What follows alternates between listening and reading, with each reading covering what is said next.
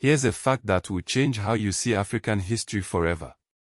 The Mali Empire, under Manso Musa in the 14th century, was the richest civilization on earth. His wealth adjusted for inflation would make today's billionaires look poor. Yet most history books reduce Africa to slavery and colonialism. Why?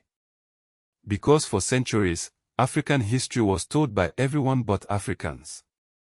That's changing now, thanks to a wave of podcasts made by Africans, for Africans, and for the world. Let's dive in. The Pan-African Podcast Revolution.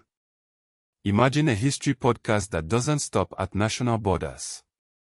Afriwetu does exactly that, connecting kingdoms from Seychelles to Western Sahara. Hosted by Pan-African creators, it treats African history as what it always was, a web of interconnected empires, trade routes, and cultures.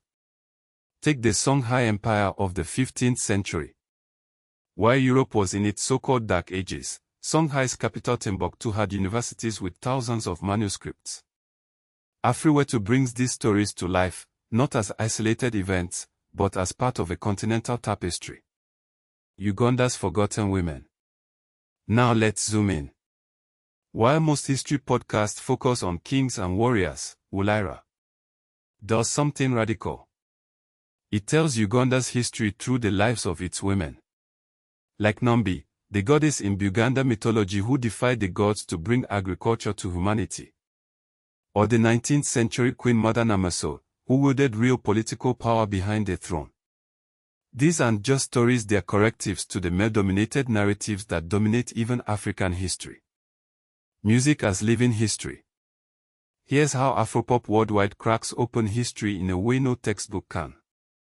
The show traces how the rhythms of the Mali Empire's griots evolved into modern West African blues.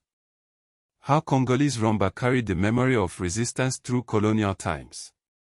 When you hear these connections, you realize music isn't just entertainment, it's a living archive. Why does this all matter today?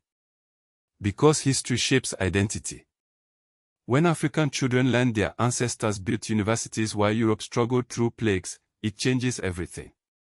When women see their foremothers as leaders, not just victims, it fuels modern movements. These podcasts aren't just about the past, they are tools for the future. So next time you hear African history, ask yourself, whose version are you getting? The colonial one that starts with slavery? Or the rich, complex truth that Africans are now telling on their own terms?